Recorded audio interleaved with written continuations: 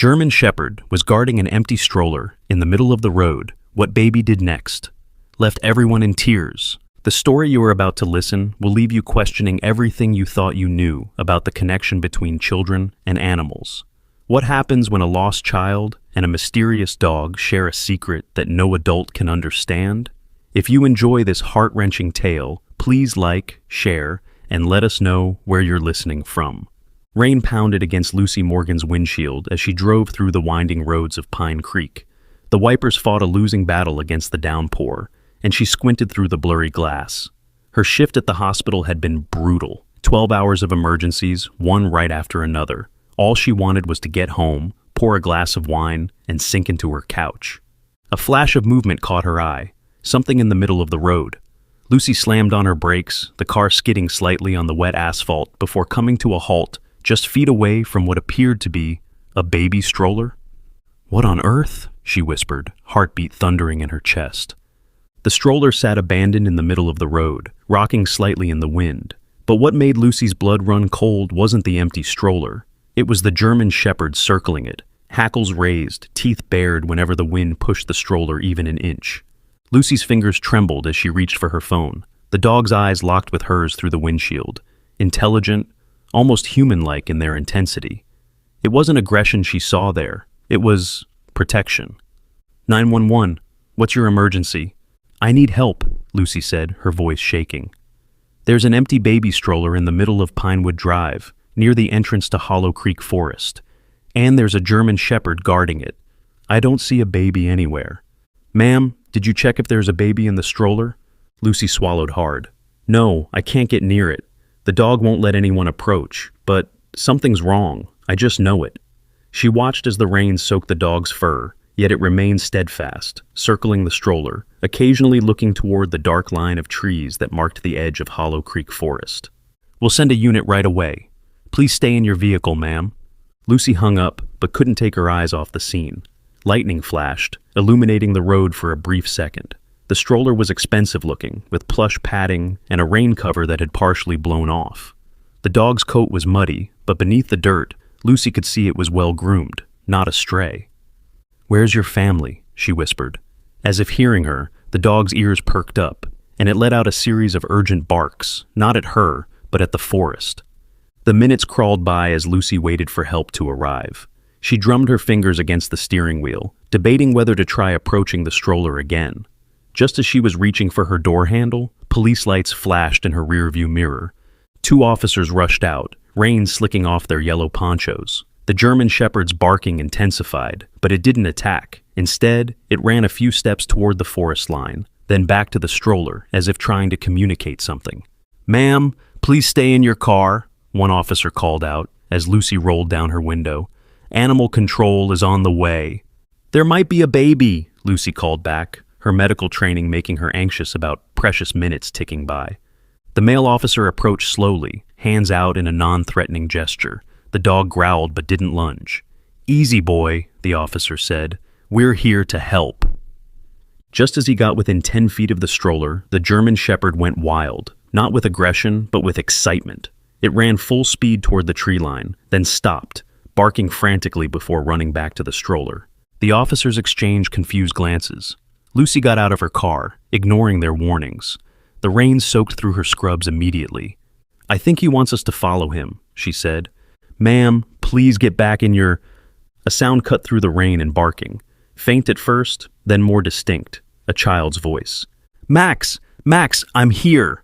3 sets of eyes turned toward the forest edge, where a small figure emerged from between the trees.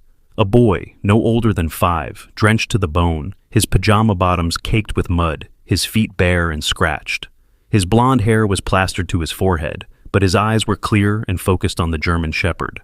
The dog, Max apparently, bounded toward the child, all earlier aggression gone, replaced with what could only be described as relief. "Oh my God," Lucy whispered as the officers rushed toward the boy. "Where did he come from?" The child wrapped his small arms around the dog's wet neck, burying his face in the fur. "He helped me," the boy whispered, his voice barely audible over the rain. "Max helped me find my way back." 3 miles away at Sunnyside Preschool and Daycare, chaos had erupted. Teachers ran from room to room, checking closets, bathrooms, and storage areas. Parents who had arrived for pickup gathered in the lobby, whispering amongst themselves as police officers took statements and descriptions. Sarah Jensen, the lead teacher for the Cardinals room, couldn't stop the tears streaming down her face as she spoke to Detective Reynolds. "One minute he was there, during quiet time, coloring in the reading corner," she said, her voice breaking. "I turned to help Maddie with her shoelaces, and when I looked back, Noah was gone. It couldn't have been more than 45 seconds. Detective Reynolds kept his voice calm, though his eyes betrayed his concern. "And all the doors were locked?" "Yes," Sarah nodded vigorously. "We have electronic locks on all exterior doors. Parents need a code to enter, and the children can't reach the exit buttons without an adult lifting them." "Security footage?" The director, Ms. Winters, stepped forward, her usual composed demeanor fractured by worry. "Already checking, but our system has been glitchy this week. The company was supposed to come fix it tomorrow." "Noah's parents?" "On their way," Ms. Winters confirmed. "They both work across town. His mother is an architect, his father is in IT." As if on cue, the front doors burst open. A woman with dark curly hair rushed in, her eyes wild with panic, followed closely by a tall man whose face had gone completely pale. "Where is he?" the woman demanded, her voice echoing through the lobby. "Where's my baby?" Detective Reynolds approached the couple, his expression professionally neutral. "Mr. and Mrs. Hayes, I'm Detective Reynolds. We're doing everything we can to find Noah." Rachel Hayes clutched her husband's arm so tightly her knuckles turned white. How does a 4-year-old just disappear from a locked daycare facility? "He's 5, David Hayes corrected automatically, his voice hollow. "He turned 5 last month." The detective nodded, making a note. "Right, 5 years old, blonde hair, blue eyes, approximately 3.7, wearing dinosaur print pajamas for nap time. Is that correct?" Rachel nodded frantically. "He has a small birthmark on his right wrist, like a tiny heart. Please, you have to find him. It's going to storm badly. The weather alert said—" Her voice broke, and she covered her mouth with her hand. "Mrs. Hayes," Detective Reynolds said gently, "was there anyone unusual who might have shown interest in Noah recently? Anyone who shouldn't have the door code?" David's head snapped up. "Are you suggesting someone took him?" Before the detective could answer, his radio crackled. He stepped away to answer it, and the Hayes watched his expression shift from concern to confusion. "Say again?" "A child found where?" He listened intently, then turned to the anxious parents. "They found a boy matching Noah's description about 3 miles from here, near Hollow Creek Forest. He's with a German shepherd that was guarding a baby stroller in the middle of the road." Rachel gasped. "We don't have a dog, or a stroller anymore. Noah hasn't needed one in years." Detective Reynolds was already moving toward the door. "We should go, now." As they rushed outside, the skies opened up completely. Thunder cracked overhead as they piled into the detective's car and sped away from Sunnyside. "Noah has always been different," David said quietly from the back seat. "He sees things other kids don't." Rachel shot him a warning look, but the detective caught her expression in the rearview mirror. "Different how?" he asked. David hesitated, then sighed. This morning, before daycare, he told Rachel he heard someone calling him from under the trees, said it was important. "We thought he was just playing pretend." "David, please," Rachel whispered. "Not now." But Detective Reynolds' grip tightened on the steering wheel. What exactly did he say about this voice? David closed his eyes, remembering. He said, "Someone small needs help, Daddy. They can't find their way home. They've been lost for a very, very long time." As lightning flashed across the sky, illuminating the road ahead, Rachel's breath caught in her throat. "Oh God," she whispered. "What if he wasn't pretending?" The detective's car sped through the rain-slicked streets toward the place where a little boy, a German shepherd, and an empty stroller waited in the storm. And the secret that connected them all was about to shatter everything these parents thought they knew about their quiet, unusual son. By the time Detective Reynolds' car pulled up to the scene, Noah Hayes was wrapped in a police blanket inside one of the cruisers. The rain had eased to a steady drizzle, but thunder still rumbled in the distance. The German shepherd, Max, sat alert outside the car door, refusing to leave the boy's side, even when animal control tried to approach with treats and a leash. Rachel was out of the detective's car before it fully stopped, running toward the cruiser that held her son. David followed close behind, his long legs catching up quickly. An officer stepped aside to let them pass, and Rachel yanked the car door open. "Noah!" she cried, reaching for her son. The boy looked up, his blue eyes unnaturally calm. "Hi, Mommy," he said quietly, as if he'd just returned from a normal day at school. Rachel pulled him into her arms, her body shaking with sobs. "Baby, what happened? How did you get all the way out here?" She ran her hands over his arms and legs, checking for injuries. His feet were scratched and dirty, but otherwise he seemed unhurt. Noah didn't answer immediately. Instead, he looked past his mother to where Max stood watching them intently. "That's my friend," he said simply. "He needed my help." Rachel turned to look at the dog, noticing for the first time how it stared at her son, not with animal curiosity, but with something deeper, almost human. David knelt beside them. "Noah, whose dog is this? And where did you find the stroller?" "Max doesn't belong to people anymore," Noah replied matter-of-factly. "He belongs to the forest now, and the stroller belongs to the baby who got lost." The adults exchanged concerned glances. Detective Reynolds stepped closer, notepad in hand. "Noah, can you tell us how you got out of your daycare?" Noah tilted his head slightly, considering the question. "The back door was open a little bit. Max was waiting for me by the playground fence." "Wait," Sarah Jensen interjected, having arrived in her own car moments earlier. "That's impossible. The back door has an alarm. It would have sounded if it was opened." "Not if the power went out for a second," Officer Parker noted.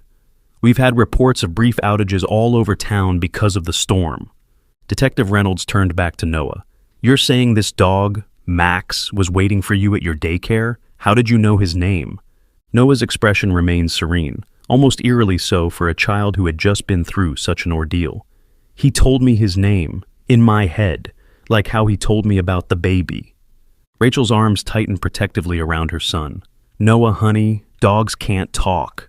"Max can," Noah insisted, his voice still calm but with a hint of steel that seemed out of place coming from such a small child. "Not with words like people use, but with pictures and feelings. He showed me." David ran a hand through his wet hair, his expression torn between concern and a strange, reluctant fascination. "What did he show you, buddy?" Noah looked directly at Detective Reynolds instead of his father. "He showed me that a long time ago. A baby was in that stroller." He pointed to the abandoned stroller, which had been moved to the side of the road. "And then the baby wasn't there anymore. Max tried to find the baby, but people thought he was bad and chased him away. So he's been looking and looking all by himself." Lucy Morgan, who had remained at the scene despite officers suggesting she could leave, stepped forward. Her medical training made her notice something the others might have missed. The boy wasn't shivering despite being soaked through. His voice hadn't wavered once. Most children his age would be hysterical after such an experience, yet Noah spoke with the measured certainty of someone much older. "Noah," she said gently, crouching down to his level. "I'm Lucy. I'm a nurse. Can you tell me where Max took you today?" Noah studied her face for a moment before deciding she was worthy of an answer. "To the high place where the ground falls away, where the baby was last. He needed me to help, because I'm small enough to get to places he can't anymore. Max is getting old."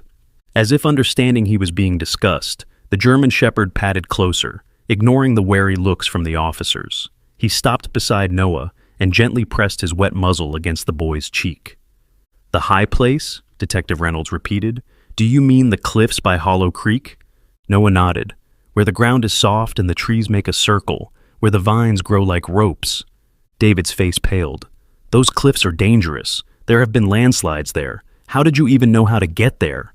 "Max showed me the way," Noah said simply, "and he held my pajamas in his teeth when the ground got slippery." Officer Parker cleared his throat. "Sir, we found muddy paw prints and small footprints heading up toward the North Trail. It leads to an overlook above the creek. It's about a mile into the forest." As they spoke, a young officer approached Detective Reynolds with a plastic evidence bag. "Detective, we found this caught in the stroller wheel. It looks like it's been there a while." Rachel gasped softly as Reynolds held up the bag. Inside was a tattered piece of fabric, once pink, now stained with dirt and age, but clearly part of a baby blanket. A faded embroidered letter L was visible in one corner. "That's part of her blanket," Noah said, his eyes fixed on the bag. "Max remembered the smell. That's why he stays near the road, so he can smell if she comes back." The air seemed to still around them as the implications of Noah's words sank in. Detective Reynolds exchanged a significant look with Officer Parker before turning back to the Hayes family. "I think we need to take this conversation somewhere dry," he said carefully, "and I'd like to have someone from Child Services present when we continue, just as a precaution." Rachel bristled. "Our son hasn't done anything wrong." "No, Mrs. Hayes, he hasn't, but he may have found something very important, and we need to make sure we handle this properly." Lucy stepped forward again. "I can check him over at the hospital if that would help.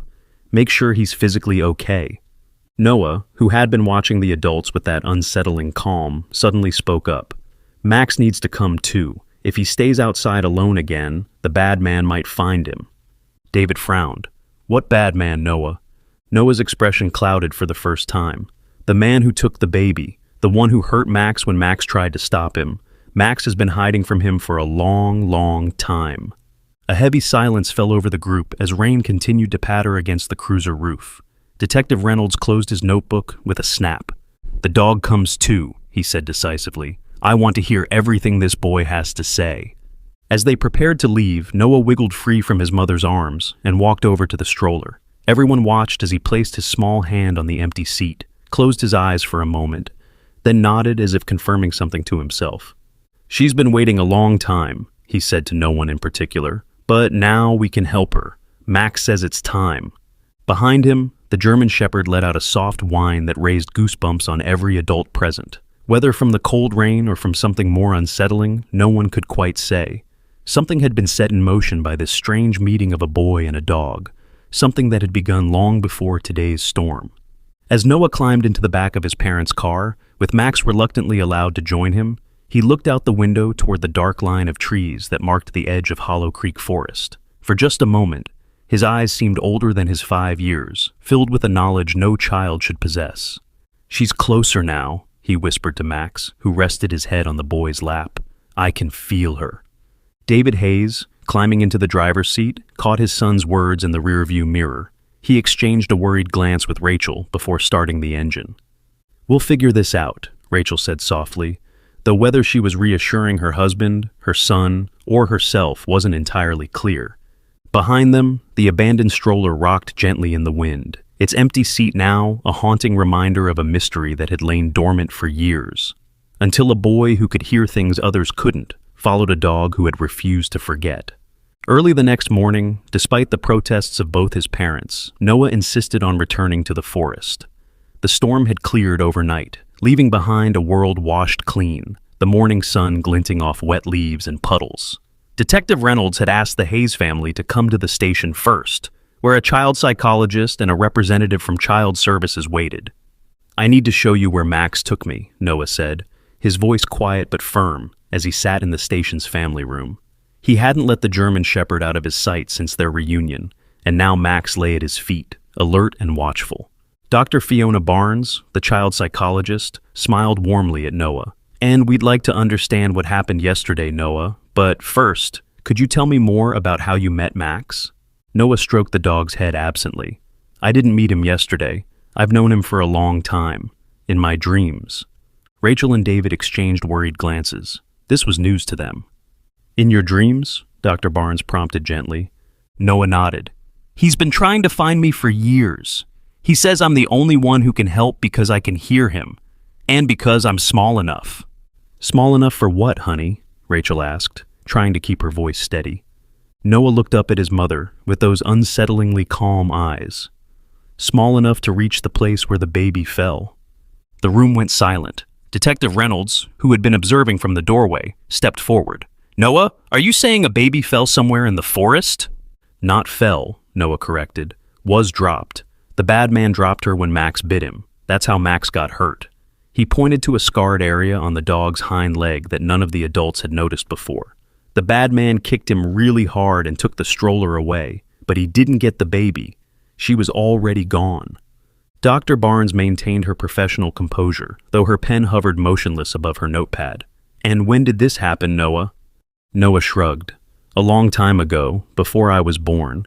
Max has been waiting for someone who could hear him. He tried lots of kids, but none of them could understand until me." Detective Reynolds looked at Officer Parker, who stood nearby, I think we need to take a look at where this boy went yesterday. Within the hour, a small group had assembled at the trailhead leading into Hollow Creek Forest. Detective Reynolds and Officer Parker led the way, followed by David carrying Noah, with Max trotting alongside them.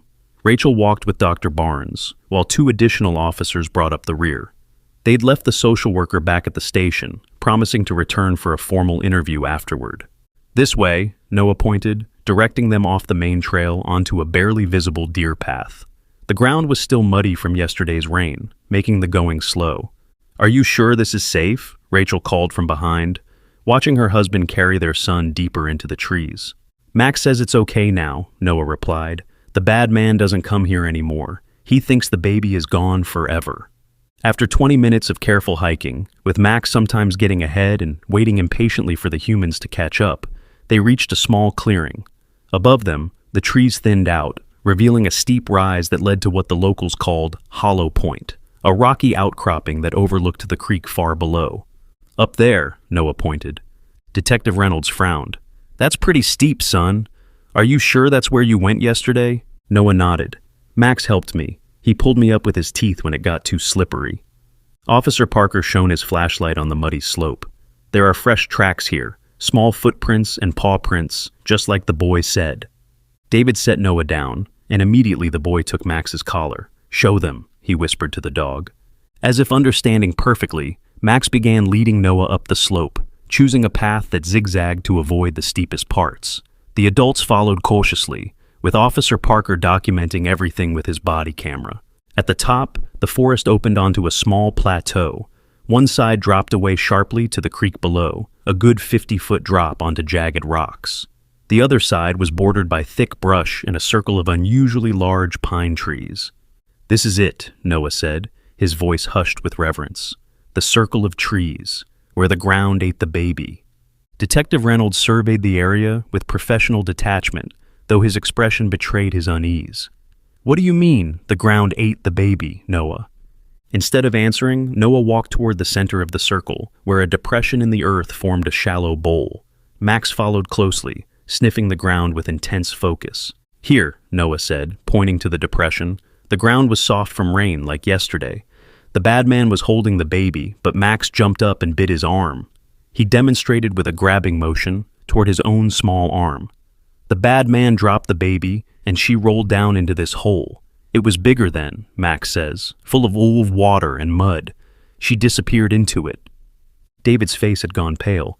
"Noah, honey, this sounds like—" "A sinkhole," Detective Reynolds finished for him. "This whole area is limestone. After heavy rains, sinkholes can form suddenly. They're usually filled with water at first, then drain away underground." Rachel pressed her hand to her mouth. "Are you saying a baby could have fallen into a sinkhole here?" Officer Parker was already examining the depression. "The ground here is different from the surrounding area, looser. And look at this." He held up what appeared to be a length of twisted vine, unusually thick and strong. "It's been cut, with a knife from the looks of it." Noah nodded. "The bad man cut it after he kicked Max. Max tried to pull the baby out with it, but he couldn't reach her. The bad man took the stroller and ran away." Dr. Barnes had been quiet until now, observing Noah's behavior with professional interest. "Noah, how do you know all this if it happened before you were born?" "Max showed me," Noah said simply, "in pictures, in my head, and he showed me where to look." The boy turned to Detective Reynolds. "We need to dig. She's still there." A heavy silence fell over the group. Reynolds looked at Parker, then at the Hayes parents, whose faces showed matching expressions of shock and disbelief. Finally, he made a decision. "Parker, call it in. We need a forensics team up here, and get search and rescue. We'll need equipment if we're going to excavate safely." Rachel gasped. "You're actually going to dig? Based on what a 5-year-old says a dog told him?" Detective Reynolds looked at her evenly. "Mrs. Hayes, in 23 years of police work, I've learned to follow every lead, no matter how unusual. And right now, your son is giving us information that matches with physical evidence. This area has changed since whatever event he's describing, but the description of a sinkhole is consistent with the terrain." David put his arm around his wife's shoulders. "Rach, what if he's right? What if there was a baby?" "The Mullen case," Officer Parker said suddenly, looking up from his radio. "Detective, remember the Mullen case? 3 years ago, young couple reported their 6-month-old daughter missing from her stroller. Andrea and James Mullen. They were picnicking near the creek, and the mother left the baby with the father while she went to the car. When she came back, both were gone. The father later turned up at home, claiming the baby had been kidnapped by a stranger while he was setting up their spot. Detective Reynolds' eyes widened in recognition. James Mullen. We questioned him extensively, but without evidence. He said a wild dog attacked him, forced him to drop the baby, Officer Parker continued. But there were inconsistencies in his story, and the mother insisted he was lying about something. Noah, who had been listening to this exchange with unusual attentiveness for a child his age, spoke up. That's not the baby Max is looking for. She's been here much longer. All eyes turned to the boy. Reynolds crouched down to Noah's level. What do you mean, son? How much longer? Noah seemed to consult with Max, looking into the dog's eyes for a long moment. Many, many years. Max was just a puppy. He lived with a family in a yellow house by the big road. One day he followed a man who took a baby from her yard. The man brought her here. My God, Dr. Barnes whispered. He's describing another case entirely. Reynolds stood slowly, his mind racing. We need to look at missing children cases going back. How far, Parker? How old would this dog be? Officer Parker studied Max. German Shepherds live 10 to 13 years on average. This one's older but still healthy. I'd say we're looking at a cold case from at least 10 years ago, possibly longer. Detective Reynolds nodded grimly. Call the station. Tell them to pull every missing child case in a 50-mile radius going back 15 years. Specifically any involving infants under a year old.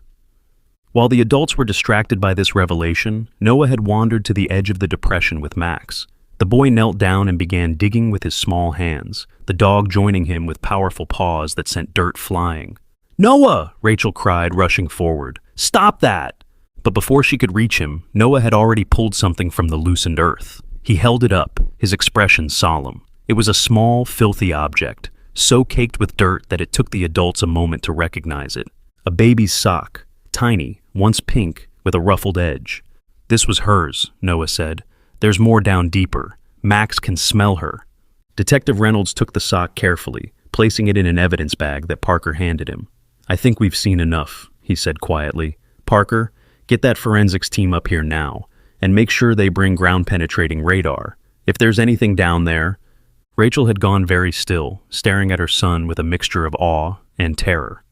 Noah, how did you know where to dig? Noah pointed to Max. He remembered the smell. It's stronger when the ground is wet, like after the storm. That's why he wanted me to come yesterday. The boy looked up at Detective Reynolds. We need to dig more. Max says she's been waiting a long time to go home. Reynolds nodded solemnly. We will, son, but we need special equipment, and we need to do it carefully to protect any evidence. Noah seemed to accept this. He stood and brushed the dirt from his hands. The stroller is important too, he said suddenly. It doesn't belong to the baby in the ground. It belongs to another baby. The one from the couple you were talking about.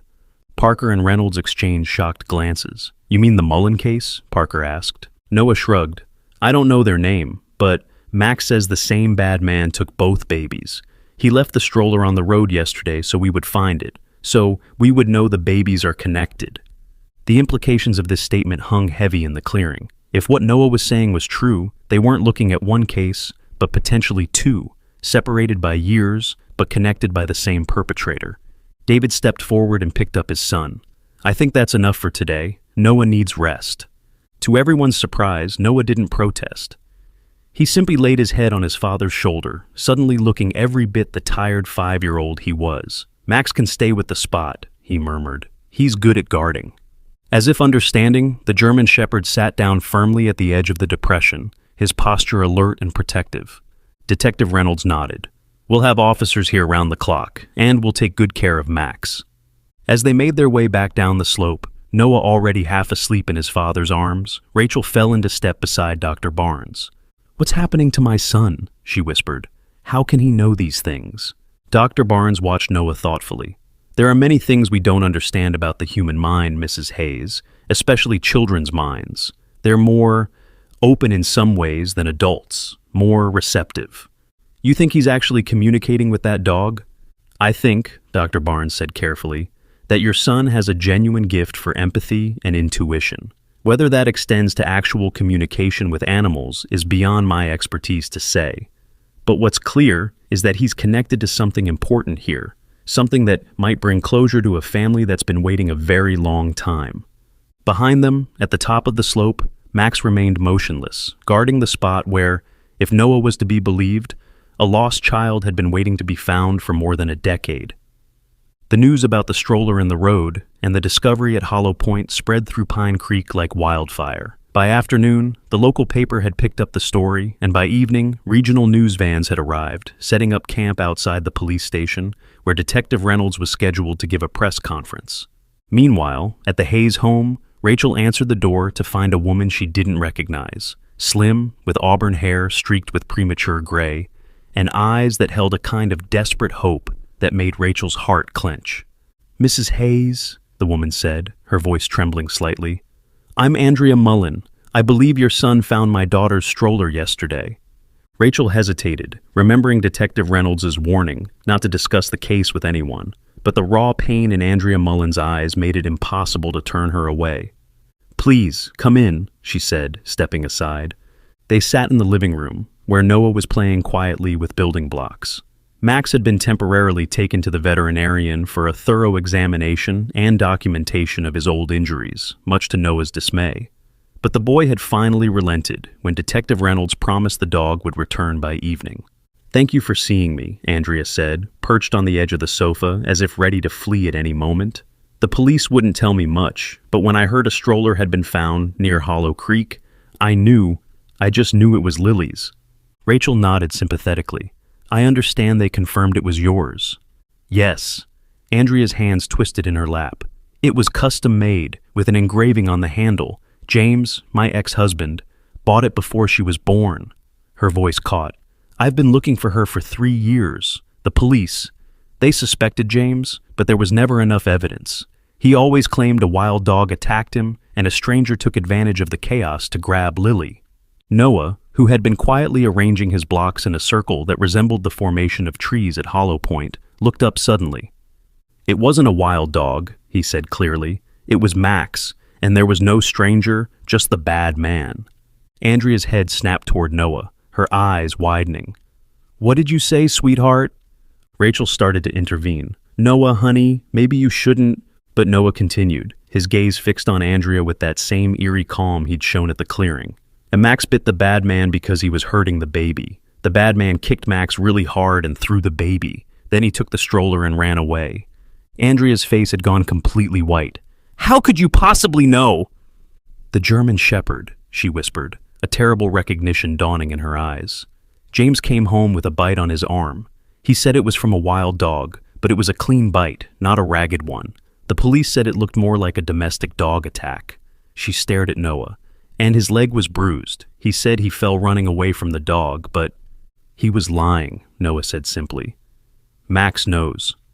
Andrea's breathing had become rapid, her hands shaking visibly now. "James always insisted the stroller was taken too, but the police thought that was suspicious. Why would a kidnapper bother with a bulky stroller when they found no trace of it anywhere?" She turned to Rachel, her eyes swimming with tears. "And now it turns up 3 years later, in the middle of a road, guarded by a German shepherd?" Rachel wasn't sure what to say. The implications were too horrible to voice aloud in front of Noah, but Noah had no such reservations. The bad man kept the stroller in his secret place. Max found it and brought it to the road so people would know the truth, so they would look for the babies. "Babies!" Andrea's voice cracked on the word. "What do you mean, babies?" Before Noah could answer, there was a knock at the door. Rachel excused herself and went to answer it, grateful for the interruption. Detective Reynolds stood on the porch, his expression grave. "Mrs. Hayes, I'm sorry to disturb you, but we need to speak with Noah again. We've found something at the clearing, and—" He stopped short, looking past Rachel to where Andrea Mullen now stood in the hallway, her face tear-streaked. "Mrs. Mullen," he said, surprise evident in his voice, "what are you doing here?" "Is it true?" Andrea demanded, stepping forward. "Did you find something at Hollow Creek? Something connected to Lily?" Reynolds's professional mask slipped for just a moment, revealing genuine compassion. "Mrs. Mullen, We're investigating several possibilities. I can't comment on ongoing. Please, Andrea's voice broke. It's been 3 years. I need to know. Reynolds hesitated, then nodded slightly. We've found evidence that may be connected to your daughter's case, and potentially to another, older case as well. That's why I need to speak with Noah again. The pink sock, Noah said from behind them, where he had silently appeared in the hallway, and the blanket piece with the L. Those belong to the baby in the ground, not Lily. Andrea gasped softly, and Reynolds turned to Noah with renewed intensity. Noah, the forensics team used ground-penetrating radar at the site you showed us. They found an anomaly, something buried about 4 feet down. We're beginning careful excavation, but I need to know, how sure are you about what's down there? Noah looked at the detective with those unsettlingly old eyes in his young face. She's been there a long time, longer than Lily has been gone. Max has been trying to tell people for years, but no one could hear him. Reynolds nodded slowly. We've been looking through cold cases. There's one from 12 years ago that might match. A 9-month-old baby girl named Laura Emerson disappeared from her front yard in Pine Creek. The mother had left her in her stroller for just a few minutes while she answered the phone. When she came back, both the baby and the stroller were gone. Laura, Noah repeated, testing the name. The sock and the blanket piece both have L on them. Andrea's knees seemed to buckle, and Rachel quickly guided her to a chair. You're saying the same person who took my Lily also took this baby 12 years ago? And what? Buried her at Hollow Point? Reynolds looked uncomfortable, clearly regretting having this conversation in front of both Noah and Andrea. We don't know anything for certain yet, Mrs. Mullen. We're still in the early stages of investigation. But Noah wasn't finished. The bad man took both babies to the same place, but Max stopped him from hurting Lily the same way. He bit the bad man and made him drop her. A terrible silence fell over the group as the adults processed what Noah was saying. If he was right, if this was indeed what had happened, then the implications for Lily Mullen were devastating. This bad man, Reynolds said carefully, crouching down to Noah's level. You've never seen him, have you, Noah? You only know what Max has shown you? Noah nodded. But I know what he looks like now. Max remembers. He has yellow hair and a mark on his neck, like a smudge, and he smells like the stuff Dad puts on the car to make it shiny. Reynolds' eyebrows shot up. Car wax? Noah nodded again. Max remembers the smell. It was on the bad man's hands when he took Laura, and it was on him when he took Lily, too. Andrea had gone very still. James works at a body shop, she whispered. He always smelled like car products when he came home. Reynolds straightened up, a new urgency in his movements. Mrs. Hayes, I need to take Noah to the station again. With your permission, of course. We have a sketch artist I'd like him to work with. Is that really necessary? Rachel asked, protectively moving closer to her son. He's already been through so much. Mom, Noah said, his voice oddly mature for his small frame. It's okay. Max wants me to help. He says it's important to find the bad man before he hurts more babies. Rachel looked from her son to the detective, then to Andrea Mullen, whose eyes pleaded silently for anything that might lead to answers about her daughter. Finally, she nodded. All right, but I'm coming too, and I want Max brought there as soon as the vet is finished with him. Reynolds agreed readily. Of course. And Mrs. Mullen, I think you should come to the station as well. We may have new questions about your ex-husband. As they prepared to leave, Noah tugged on Andrea's sleeve. When she looked down, the boy's eyes were filled with a compassion far beyond his years. Max tried really hard to save Lily, he said softly. He didn't want her to disappear like Laura did. That's why he's been waiting by the road all this time, waiting for someone who could understand him. Andrea knelt down, her eyes level with Noah's. And that someone was you, she whispered. Noah nodded solemnly. Max says sometimes kids can hear things grown-ups can't, because we still remember how to listen properly. As Rachel gathered Noah's jacket and prepared to follow Detective Reynolds to the station, she wondered what other things her extraordinary son might be able to hear, and what other long-buried secrets might soon come to light because of a boy who believed a dog could speak to him, and a German shepherd who had never forgotten the babies he couldn't save. Max was waiting for them at the police station, freshly bathed and sporting a bandage on his leg where the vet had taken tissue samples from his old scars. The moment Noah walked through the door, the German shepherd bounded toward him, tail wagging with unrestrained joy. Max! Noah dropped to his knees, wrapping his arms around the dog's thick neck. "Did they hurt you?" "Just routine examination," said Dr. Wilson, the veterinarian who had accompanied Max back to the station. "He's surprisingly healthy for a dog his age. Based on his teeth and joints, I'd estimate he's around 11 or 12 years old. The scarring on his hind leg is consistent with blunt force trauma that occurred many years ago. Someone kicked him, hard." Detective Reynolds nodded grimly, exactly as Noah described. Dr. Wilson crouched down beside Noah and Max. "There's something else you should know. We found a microchip." A ripple of surprise went through the group, gathered in the station's conference room. Reynolds, Parker, Rachel, David, Andrea, Mullen, and Dr. Barnes, who had been asked to observe Noah's interactions with the dog. "A chip?" Reynolds asked. "Was it registered?" "It was," Dr. Wilson confirmed, handing him a printout. "To a family named Calloway. They reported him missing 12 years ago, right around the same time as the Laura Emerson kidnapping. They assumed he'd run away or been stolen." Reynolds studied the paper. "Coincidence?" "Wait," Andrea interrupted, her voice shaking slightly. "Calloway? As in Richard Calloway, the retired police officer?" Reynolds' head snapped up. "You know him?" "He was the first responder when I reported Lily missing," Andrea said, her eyes wide with shock. "He was the one who questioned James initially, before the investigation was turned over to you. I remember because he was particularly sympathetic. Said he knew what it was like to lose something precious." Noah, who had been silently petting Max, spoke up. "Max remembers Officer Calloway. He was kind. He tried to help Max find the baby, but he didn't understand what Max was telling him." Rachel exchanged an uneasy glance with David. Their son's seemingly preternatural knowledge was becoming harder to dismiss as imagination. Reynolds turned to Officer Parker. "Get Calloway on the phone. I want him down here, now." While they waited, a forensic artist worked with Noah in a separate room. Using Max as a reference point, Noah described the bad man in surprising detail. Blonde hair cut very short, a birthmark or tattoo on the left side of his neck, shaped like a smudged star, hands that smelled of car wax, and eyes, the color of the sky when it's about to storm. When Noah finished, the artist turned her sketchpad around. The face that stared back at them was so specific, so devoid of the usual childish estimations, that even Dr. Barnes seemed taken aback. "That's remarkably detailed for a child who claims to have only seen this person through a dog's memories," she murmured to Reynolds. "Mom," Noah called, running over to Rachel after the session ended, "Max wants to show me something else, something about the bad man's secret place." "Noah, honey, I think you've done enough for today," Rachel said, stroking his hair. "You must be tired." "But it's important," Noah insisted, his eyes wide and urgent.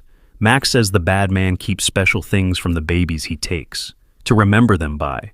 Like how I keep pretty rocks from places we visit." Reynolds, who had been consulting with Parker nearby, overheard this exchange. "Trophies," he said grimly. "Serial offenders often keep trophies from their victims." "We should let Noah rest," Dr. Barnes suggested. "He's had a very intense day." But before anyone could respond, the station door opened and a man in his 60s entered, tall, with silver hair and the confident bearing of someone who'd spent decades in law enforcement. Richard Calloway. Max's reaction was immediate and startling. The dog, who had been calmly sitting beside Noah, leapt to his feet and bounded across the room, his tail wagging so hard his entire body shook. The scene that followed brought tears to every eye in the room, Max whimpering with joy, pressing against his long-lost owner, while Calloway knelt on the floor, his weathered face awash with disbelief and happiness. "Max? My God, it really is you," Calloway whispered, his hands trembling as they ran over the dog's familiar form. "Where have you been, old friend?" Noah watched this reunion with his head tilted slightly, as if listening to something no one else could hear. After a moment, he walked over and placed his small hand on Calloway's shoulder. "Max says he's sorry he couldn't find Laura in time," the boy said softly. "He tried to tell you, but you couldn't understand him." Calloway's head snapped up, his eyes widening as they locked with Noah's. "What did you say?" "Laura," Noah repeated. "The baby who disappeared. Max tried to follow her smell, but no one would listen to him. So he kept going back to the place where she fell into the ground, hoping someone would follow him there." The retired officer's face drained of color. "How do you know about Laura Emerson? That was 12 years ago, before you were born." Max told me, Noah said simply. He remembers everything. Calloway looked from Noah to Reynolds, shock written across his features. What is this? Some kind of sick joke? Sir, Reynolds said carefully, we have reason to believe that the dog, your dog, Max, has been trying to lead people to evidence connected to the Laura Emerson kidnapping for years.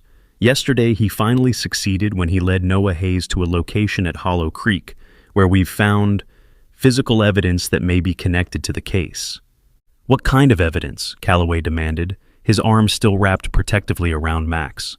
A child's sock, a piece of blanket with the letter L embroidered on it, and what appears to be, Reynolds hesitated, glancing at Noah, a burial site. We're excavating now, with the proper care and forensic protocols. Calloway's breathing had become shallow, his eyes haunted. All this time, he whispered, all this time, he was trying to tell us. There's more, Reynolds continued. We believe there may be a connection between the Emerson case and a more recent kidnapping, the Lily Mullen case from 3 years ago. At this, Calloway's expression changed subtly. Something flickered in his eyes, recognition or perhaps alarm. It was gone so quickly that Reynolds might have missed it if he hadn't been watching carefully. The Mullen case, Calloway said, his voice carefully neutral, that was after my time. I only took the initial report. Yes, we know, Reynolds replied. Mrs. Mullen mentioned you were particularly sympathetic. Calloway nodded stiffly. Any officer would be, in a case involving a child. Noah, who had been watching this exchange with unusual intensity, suddenly spoke again. Max says you know the bad man's voice. You've heard it many times. On your radio. The room went very still. Calloway stared at Noah, his face unreadable. What do you mean, son? Instead of answering, Noah turned to Detective Reynolds. Can I see the picture of the bad man now? The one the lady drew? Reynolds hesitated, then nodded to Parker, who brought over the sketch. Noah took it and held it up for Calloway to see. Do you know him? Noah asked. Max thinks you might. Calloway took the sketch with trembling hands. For a long moment, he stared at it in silence. Then he looked up, his expression grim. This is Tim Weaver. He works at Eastside Auto Body. He used to be a dispatcher for the department before my time. And he's my nephew, my sister's boy. A collective gasp went through the room. Andrea Mullen pressed her hand to her mouth, her eyes wide with shock. Your nephew? Reynolds repeated, his voice carefully controlled. And did you know he was connected to James Mullen? Calloway's head snapped up. Connected how? They work at the same body shop, Andrea said, her voice barely above a whisper. James got Tim the job there after he was fired from his previous position. They're friends. They go fishing together. Reynolds was already signaling to Parker. Get units to Weaver's residence and workplace immediately, and put out an APB on James Mullen. I want them both brought in for questioning. Wait, Calloway protested, rising to his feet. You can't seriously believe Tim is involved in this? Based on what? A child's imagination and a dog's supposed testimony? And physical evidence, Reynolds countered, and the fact that your nephew has direct connections to both cases. That's more than enough for questioning. Noah, still standing beside Calloway, looked up at the retired officer with those unsettlingly old eyes. Max says sometimes the people closest to us have the darkest secrets. That's why he ran away that day, because he could smell Laura on Tim's hands. Calloway's face paled further. That's impossible. Tim was at our house for a barbecue the day before Laura disappeared. He was playing with Max. And the day after? Reynolds asked quietly. Calloway faltered. I don't remember. It was 12 years ago. Max remembers, Noah said softly. He bit Tim when Tim tried to take Laura away in her stroller. That's why Tim kicked him. That's why Max ran away from home. He was following Laura's scent. The implications of this statement hung heavy in the air. If Noah, or rather Max, was right, then Calloway's own nephew was responsible for Laura Emerson's disappearance, and possibly Lily Mullen's as well. Calloway sank back into his chair, his face ashen. This can't be happening, he murmured. Not Tim. He's family. Sir, Reynolds said, more gently now, we're going to need a statement from you about your nephew's activities around the time of both disappearances, and we'll need DNA samples to compare with what we're finding at the Hollow Creek site. Calloway nodded numbly, his hand still absently stroking Max's fur. Of course, whatever you need. While Reynolds continued speaking with Calloway, Rachel drew Noah aside. Honey, how are you feeling? This is a lot for someone your age to handle. Noah looked up at his mother, his expression serious but calm. I'm okay, Mom. Max is the one who's been carrying this for a long time. He's been very brave. And so have you, Rachel said, kneeling to hug him. Most grown-ups wouldn't believe what Max was telling them, but you did. Noah hugged her back. That's because I know how to listen properly. Lots of kids do, but they forget how when they get older. Over Noah's shoulder, Rachel caught David's eye. Her husband's expression mirrored her own, a mixture of pride, wonder, and lingering disbelief at the extraordinary situation they found themselves in. Across the room, Dr. Barnes was deep in conversation with Detective Reynolds. I've never seen anything quite like this, she admitted. Noah's descriptions are too specific, too consistent to dismiss as imagination. And the dog's behavior? I know, Reynolds agreed. I've worked with K9 units for years. Dogs can be trained to find evidence, to track scents, but this level of apparent communication, this persistence over years, it's unprecedented. Dr. Barnes watched as Noah went back to sit beside Max, the boy's small hand resting on the dog's head with a familiarity that seemed to go beyond their short acquaintance. There are documented cases of children with extraordinary empathic abilities, she said thoughtfully, and animals often perceive things we don't. Changes in behavior, emotional states, even medical conditions before they're clinically detectable.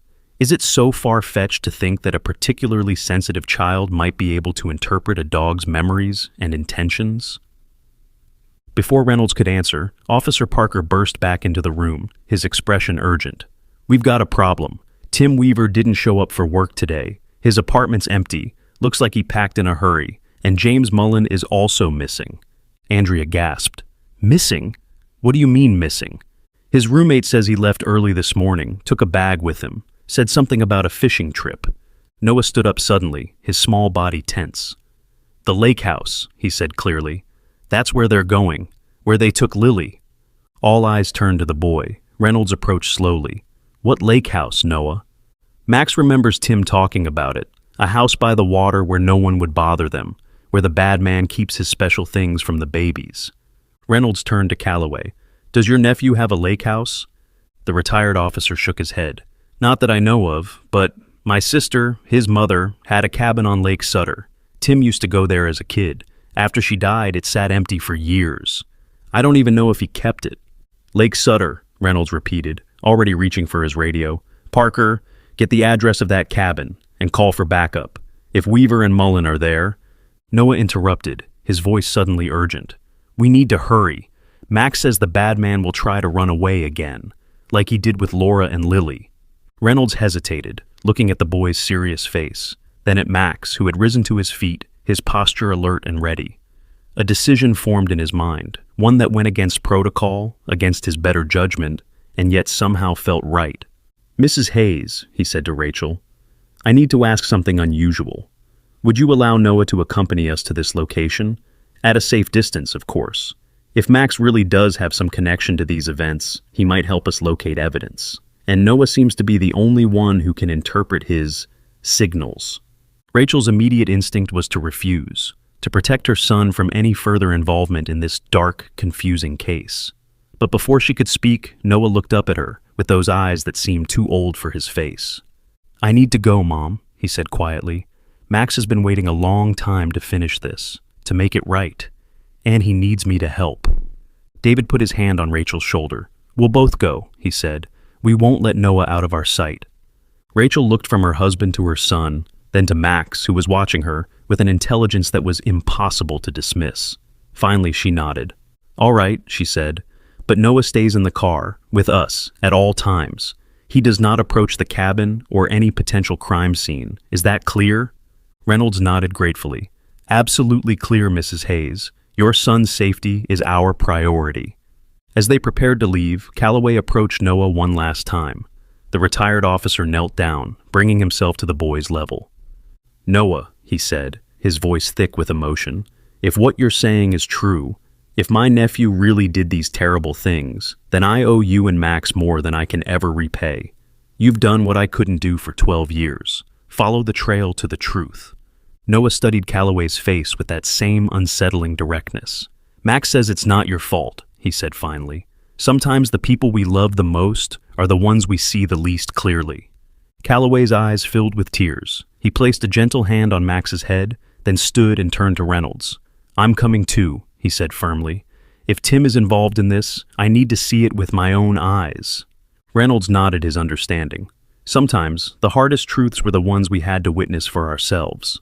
As they filed out of the station toward the waiting vehicles, Noah held tightly to Max's collar. The German Shepherd moved with renewed purpose, as if he understood that his long vigil, his years of waiting for someone who could hear him, was finally coming to an end. It's going to be okay, Noah whispered to him. We're going to find Lily, and we're going to make sure Laura is never forgotten. I promise. Max looked up at the boy, and for a moment, it was almost possible to believe that the dog understood every word, that the bond between them transcended the normal boundaries of human and animal communication, that sometimes the purest souls among us are the ones who can hear what others cannot, the silent cries of those who need us most. Lake Sutter lay nestled among rolling hills about 40 miles outside of Pine Creek, its waters dark and still in the fading afternoon light. The convoy of police vehicles approached slowly, lights off, radios silent. At the lead, Detective Reynolds drove with Officer Parker beside him. In the back seat, Richard Calloway sat rigidly, his expression grim. In the second car, David and Rachel Hayes flanked their son, with Max sitting at Noah's feet. The German Shepherd's posture was alert, his ears pricked forward as if already sensing something in the air. It's just up ahead, Reynolds' voice crackled through the radio. A quarter mile, then we turn off onto a private road. We'll stop there and assess. The cars pulled over at the turnoff, hidden from view of the main cabin by a stand of tall pines. Reynolds approached the Hayes vehicle. We've confirmed 2 vehicles at the property, Weaver's pickup and a sedan registered to James Mullen. We need to move carefully. If they're holding Lily... Noah pressed his face to the window. She's there, he said with quiet certainty. Max can feel it. She's scared, but she's alive. Reynolds glanced at Rachel and David. We're going to secure the perimeter, then approach. You stay here until we give the all clear. Understood? They nodded, and Reynolds returned to the lead car. A moment later, the officers began to move silently through the trees toward the cabin, weapons drawn. In the car, Noah fidgeted anxiously. Max needs to go with them, he said suddenly. He knows where to look. Noah, Detective Reynolds said we need to stay here, Rachel reminded him gently. But Max was already pawing at the door, whining softly. Noah looked at his parents, his eyes pleading. Please, Max has been waiting 12 years for this moment. He needs to help find Lily. David and Rachel exchanged worried glances. Honey, it's not safe, David began. I'll stay in the car, Noah promised. But Max needs to go. He can smell her. After a moment of hesitation, David cracked the car door. Max, stay with the officers, he instructed, as if the dog could understand his words. Perhaps he could, because the moment the door opened wide enough, Max slipped out and bounded silently after the retreating forms of Reynolds and his team. Be careful, Noah whispered after him. Minutes ticked by in tense silence. From their position, they could see little of what was happening at the cabin. Occasionally, they caught glimpses of officers moving into position around the perimeter. Then, suddenly, a flurry of activity, shouting, a door being broken down, more shouting. And then, a sound that made every hair on Noah's arm stand up. A child's scream. Lily, he whispered. What happened next would later be pieced together from officer statements, evidence collected from the scene, and, yes, Noah's uncanny insights about what Max had witnessed. Tim Weaver and James Mullen had indeed been at the cabin, preparing to flee the country with forged passports found in their possession. They had been partners in more ways than one. James had helped cover for Tim's crimes, and in return, Tim had allowed James access to the children he took. It was a darkness too terrible for most minds to comprehend. And, most importantly, Lily Mullen was there, alive, though traumatized from 3 years of captivity. She had been kept in a hidden room beneath the cabin, accessed through a trapdoor concealed under a rug. A room filled with trophies from other victims, small shoes, pieces of clothing, blankets, items that linked Tim Weaver to at least 4 child disappearances spanning 15 years. When the police burst in, Weaver had tried to escape through a back window. That was when Max, following his own instincts rather than police protocol, had intercepted him, launching himself at the man who had kicked him 12 years ago, bringing him down with a precision that belied his age. As officers handcuffed Weaver, Max had turned his attention to the cabin floor, scratching frantically at the concealed trapdoor, barking with an urgency that could not be ignored. When officers lifted the door, they found Lily, pale, thin, but alive, and behind her, shelves of nightmarish mementos, including a baby blanket with the name Laura, fully embroidered across its corner. Back in the car, Noah sat up suddenly. "They found her," he said, his voice filled with wonder. "Max found Lily. She's coming out now." Rachel and David, who had seen and heard nothing from their vantage point, exchanged doubtful glances, until, moments later, they watched as an officer emerged from the cabin, carrying a small, blanket-wrapped figure. Behind them came Max, trotting proudly as if leading a procession. "Oh my God," Rachel whispered, tears filling her eyes. He was right. Andrea Mullen, who had remained at the station under the care of a victim advocate, would soon be reunited with the daughter she had thought lost forever. James Mullen and Tim Weaver would never again see freedom, their crimes too numerous and horrific for any possibility of parole. And at Hollow Creek, the careful excavation would continue, eventually revealing the remains of Laura Emerson, laid to rest after 12 long years of waiting to be found. The evidence collected from the cabin would provide the final links needed to bring closure to her family as well. As Max trotted back to the car, his mission finally complete, Noah opened the door and threw his arms around the dog's neck. "You did it," he whispered into the soft fur. "You found them both. You finished what you started 12 years ago." Max licked Noah's cheek, his brown eyes seeming to hold a wisdom and relief that transcended simple animal emotion. For a moment, it was easy to believe that he understood exactly what Noah was saying, that the strange bond between them had made possible what years of conventional investigation could not.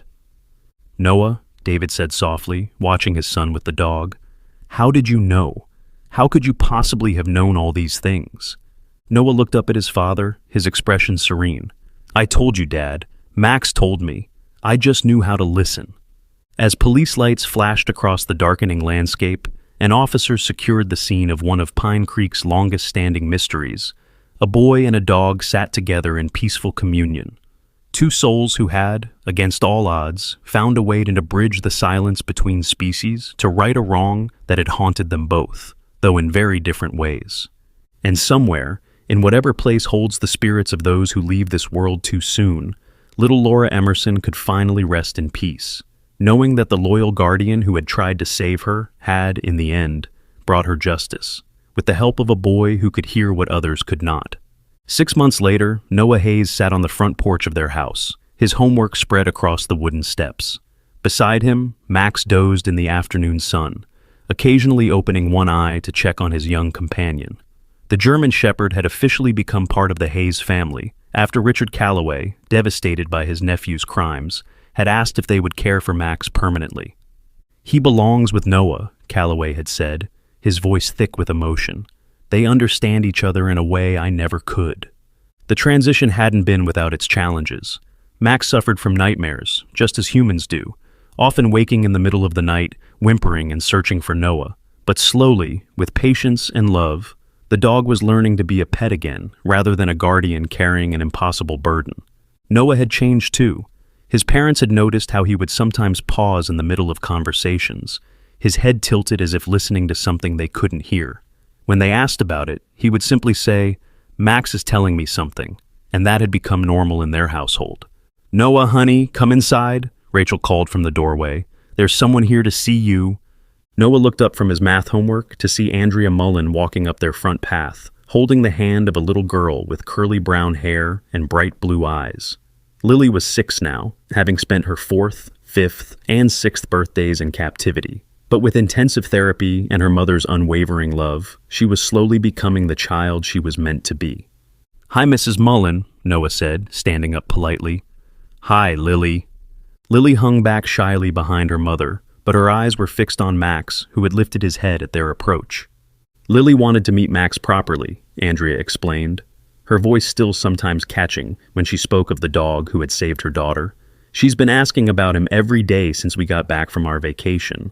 Noah smiled and patted Max's head. He'd like to meet you too, Lily. He remembers you from when you were really little. Lily took a tentative step forward. Does he really talk to you?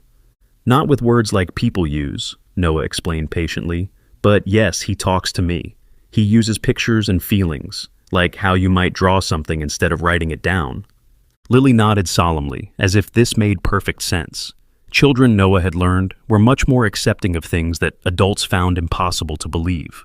What is he saying now? Lily asked, taking another step closer. Noah placed his hand on Max's head and closed his eyes for a moment. When he opened them, there were tears there. He says he's sorry he couldn't save you sooner. He says he tried very hard, but it took him a long time to find someone who could understand him. Lily's eyes filled with tears too, but she continued forward until she was standing right in front of Max. "It's okay," she whispered, placing her small hand on his muzzle. "You did save me. You brought Noah to find me." Max's tail wagged slowly, and he gently licked Lily's hand. For a moment, watching them together, Andrea could almost believe that the dog truly understood every word. "Lily has something for Max," Andrea said, wiping away her own tears. "We made it together." Lily reached into her backpack and pulled out a small, hand-woven collar. It was purple and gold, with a small silver tag that read, "Max, Hero and Guardian Angel." "Purple is my favorite color," Lily explained, as Noah helped her put the collar on Max. "And gold is for brave people, like you." Max sat perfectly still as they fastened the collar, his eyes moving between Lily and Noah with what could only be described as contentment. As they were admiring Max's new collar, another car pulled into the driveway. Noah looked up to see Detective Reynolds getting out, accompanied by a woman Noah didn't recognize. "Detective Reynolds!" Noah called, waving. "Come meet Lily." Reynolds approached with a smile, but there was something serious in his expression. "Hello, Noah, Mrs. Mullen, Lily." He nodded to each of them in turn. "I'd like you to meet Dr. Sarah Chen. She's a researcher from the university who's been studying animal behavior and communication." Dr. Chen, a woman in her 40s with kind eyes behind wire-rimmed glasses, knelt down to Noah's level. "Hello, Noah. I've heard some very interesting things about you and Max. I wonder if you'd be willing to help me with some research." Noah looked at his parents, who had come out onto the porch, then back at Dr. Chen. "What kind of research?" "I study how animals and humans communicate," she explained. "There are many cases throughout history of people who seem to have special connections with animals. I'd like to document your experiences with Max, if you're comfortable with that." Noah considered this. "Will it help other kids understand their pets better?" "It might," Dr. Chen said, "and it might help us understand how to solve crimes using animals' knowledge and instincts." "We'd be honored to help," Rachel said, speaking for the family. "Noah's gift has already changed so many lives." Detective Reynolds cleared his throat. "Actually, that's part of why I'm here. We've had 3 more cases in the region where animals have been trying to lead people to evidence. Dogs mostly, but also a cat. And, believe it or not, a horse. We think there might be more children and families out there who could benefit from Noah's abilities." Noah's eyes widened. "There are other animals like Max who need help?" "We think so," Reynolds confirmed. "If you're willing, and if your parents agree, we'd like to work with you on a consulting basis. Nothing dangerous, nothing that would interfere with school or your normal life. But when we have cases where animals seem to be trying to communicate something important..." "Yes," Noah said immediately. "Yes, I want to help them." Max, who had been listening to this conversation with unusual attention, suddenly stood up and walked over to Dr. Chen. He sat down directly in front of her and stared into her eyes with an intensity that made her take a step back. "What's he doing?" she asked Noah. Noah tilted his head, listening. "He's telling you something about your daughter." Dr. Chen's face went white. "My daughter? How could he possibly know about my daughter?" "She's not lost," Noah said gently.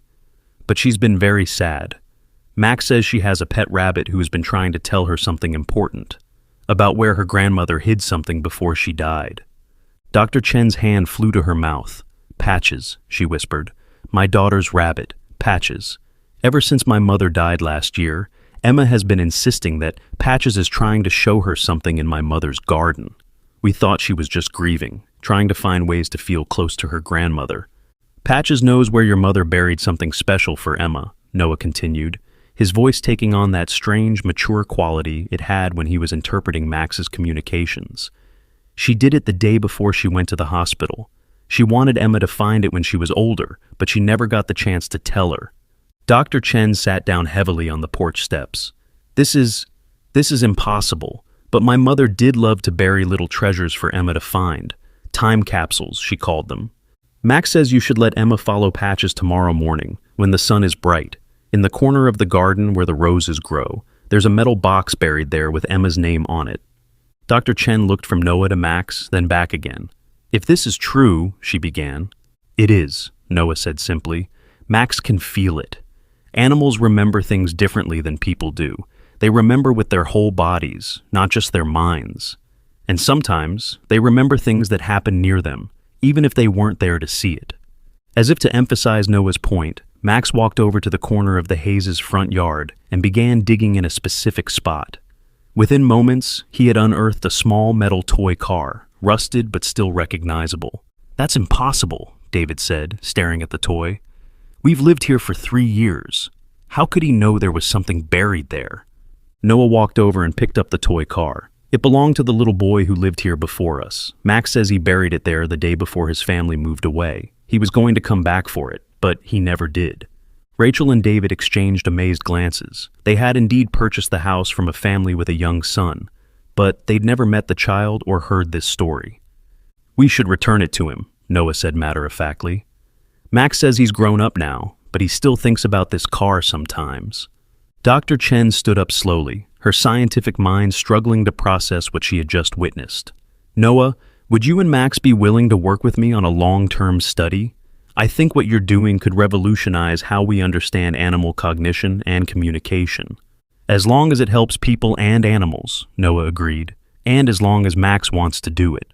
Max, as if understanding the question, walked back to Noah and sat beside him, resting his head against the boy's leg with a contentment that spoke volumes.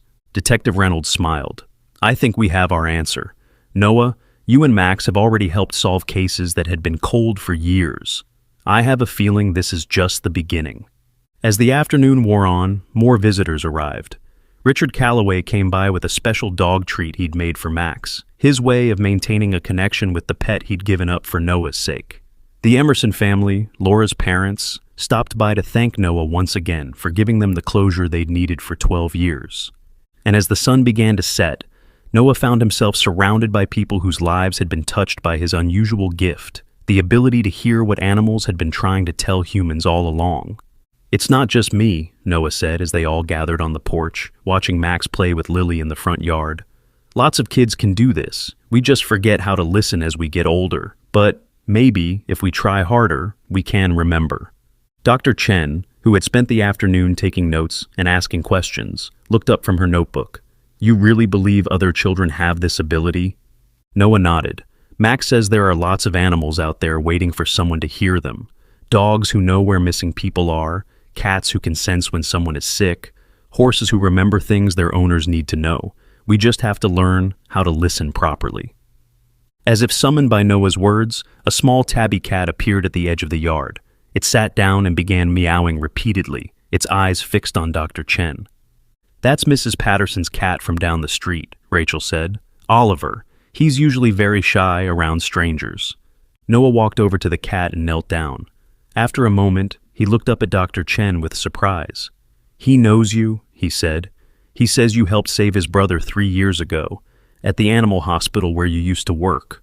Dr. Chen's eyes widened. I did volunteer at an animal hospital during graduate school, but how could this cat possibly know that? Animals remember kindness, Noah said simply. They remember the people who help them, even if they only meet them once. Oliver says his brother is healthy now, living with a family with 2 little girls. He wanted you to know that your kindness mattered. As the evening deepened and their visitors began to leave, Noah sat on the porch steps with Max, watching the stars appear in the darkening sky. Rachel and David sat nearby, still amazed by the events of the past 6 months. Noah, David said gently, do you ever wish you were just a normal kid, without this gift? Noah considered the question seriously. Sometimes it's hard, he admitted. When Max shows me sad things, or when other animals are in pain. But mostly, I'm glad I can help. Max carried that sadness about Laura for so many years. Now he's happy. And Lily is safe. And Laura's family knows what happened to her. He paused, stroking Max's fur. I think maybe this is what I'm supposed to do. Help people and animals understand each other better. Rachel reached over and squeezed her son's hand. Whatever happens, we're proud of you. You've done something amazing. As they prepared to go inside, Noah noticed something that made him smile.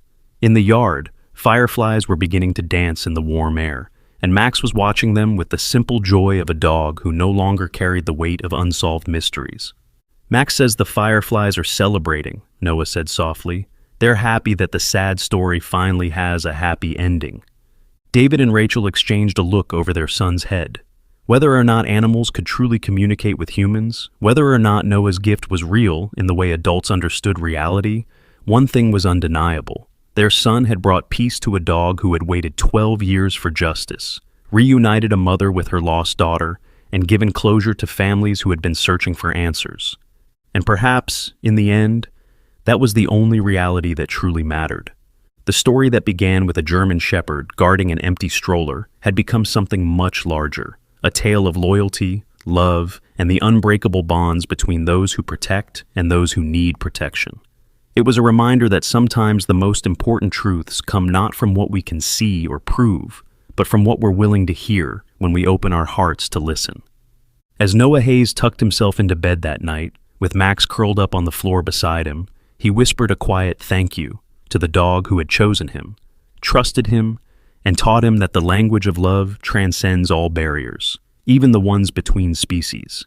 And if you've been moved by this incredible story of Noah and Max, please take a moment to like, share, and let us know in the comments where you're listening from.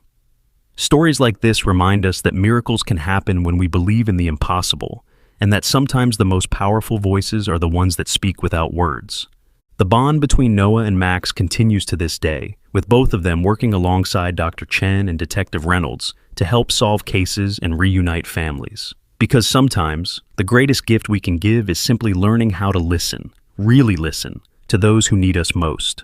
And sometimes, just sometimes, those who need us most are the ones who have been trying to tell us their secrets all along.